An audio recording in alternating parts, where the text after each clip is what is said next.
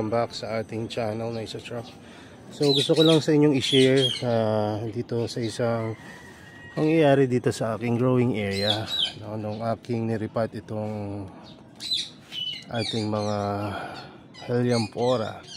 Pakita nga natin na may namatay na isang halaman, yung Helianthera folliculata. Ito yun. So isa siya sa mga magagandang Helianthera na bago natin acquire, kaya lang sa kasamaang palad natunaw siya.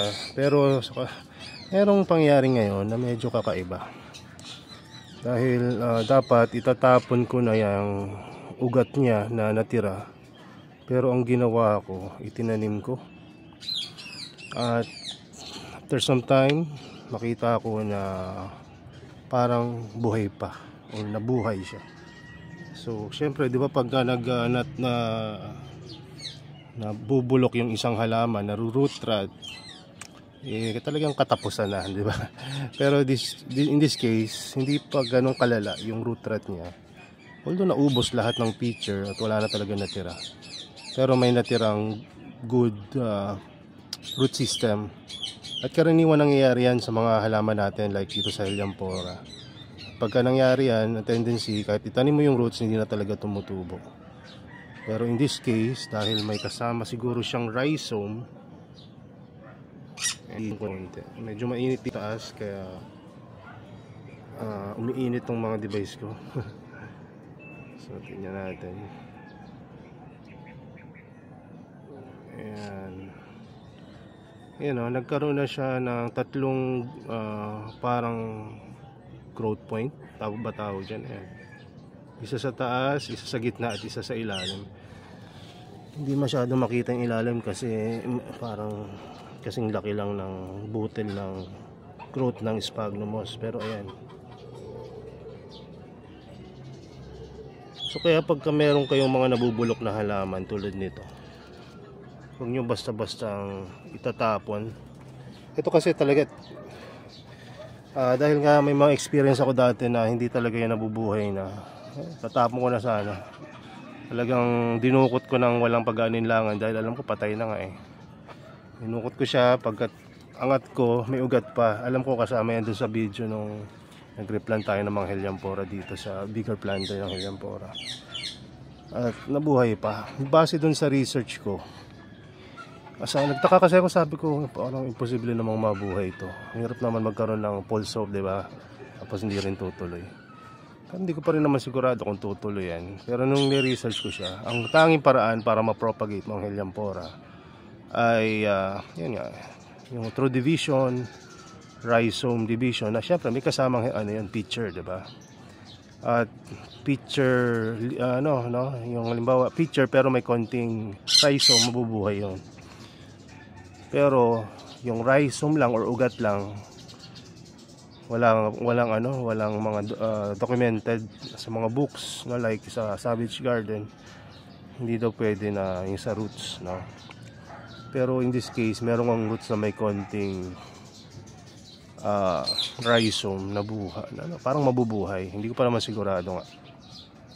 Tinignan ko sa mga forum, wala pa namang document ng nabuhay nila through roots. Pero through rhizome, parang may mga mangilan-ngilan, pero walang mga talagang documented na picture nila o na video nila. Kung meron, siguro isend nyo po, pero pag nahanap ko, wala akong makita. Kaya kung sakaling tumuloy itong ating rhizome, no, magandang ma-document natin. Kasi yun talaga yun, pagka lungkot ka na pag nabulok yung Helianthera mo, ang tendency talaga wala na, pabayaan mo na. Ilang beses nang nangyari yan, at minsan nakakaya rin sa mga bumibili sa atin pag namamatayan sila ng mga halaman. Wala naman tayong magawa dahil namatay namatay dun sa care nila. At ganyan nangyayari tulad nito, natunaw. Ako nga tagal na nag-aalaga, natunawan pa rin. Pero this case, kung sakaling ma-survive natin to, pwede nating mag-guide yung mga iba na mga bago nag-aalaga. Kasi common common problem, no, or issues, no, kapag nag-aalaga ka ng Helianthera, yung unti-unting nabubulok yung Helianthera, maaaring mula sa ilalim nabubulok, o kaya yung mga pitcher dahan-dahan na natutuyo. Yung pinakamahirap doon yung galing sa ilalim yung pagkabulok, kasi ibig sabihin nun nagsimula siya sa roots pataas or sa growth point pataas, which is ayun yung nangyari dito sa Puliculata. Hindi ko naman maisip kung paano siya nagkaroon ngayon ng mga parang growth point.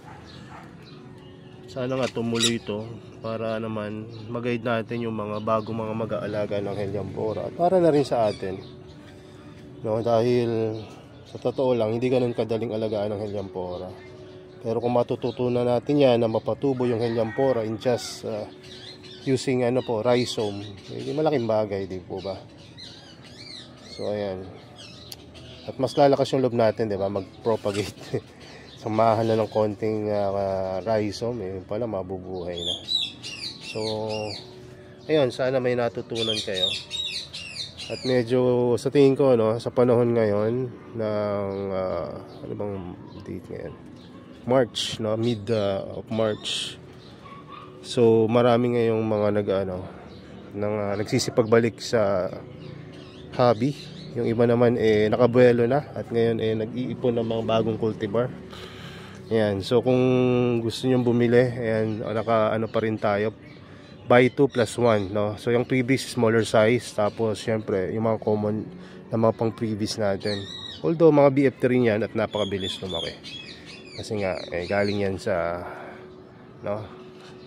growing condition na napakatindi. So yun lang muna, at salamat pala dun sa mga nag-acquire ng mga plants, lalo na dun sa bumili ng ating red microdent na mother plant, no? Medyo mahal ko na ibenta, or ano naman yung standard, yun yung presyo ng sa red microdent. Tapos may bibili rin ng iba pang mga cultivar, although mga maliliit yung pinili niya, pero mga rare naman yung iba, isa lang talaga nabili pa. Binigay ko na kasi hindi ko mapalaki dito. Baka sa growing condition niya mapalaki. So mag-acquire na lang tayo ng panibago, no? Meron naman tayong mga kaibigan dyan na pwede pa sa atin, supplies. Pero yung yung smiley, nag-iisa na lang yun talaga. Kahit dun sa binilang ko, nag-quit siya kasi nga hindi niya mapalaki tong GJ Smiley. Dito medyo napalaki ko ng konti, pero hindi ko naman siya napitsura na talagang GJ Smiley. Hanggang ganyan lang. So kung mabili yan, baka siya lang yung may GJ Smiley ngayon na. Kasi wala akong makita nagbebenta ng GJ Smiley. At actually may gusto kong bumili na niyan dati, kaya lang hindi ko maibenta dun sa presyo niya. Medyo mahirap rin kasi makakuha ng GJ Smiley. Na-tsempohan ko lang talaga yan, na nag-quit yung isa nating kaibigan. So anyway, ako ay bababa muna. Salamat sa inyong suporta at panonood. God bless and bye bye.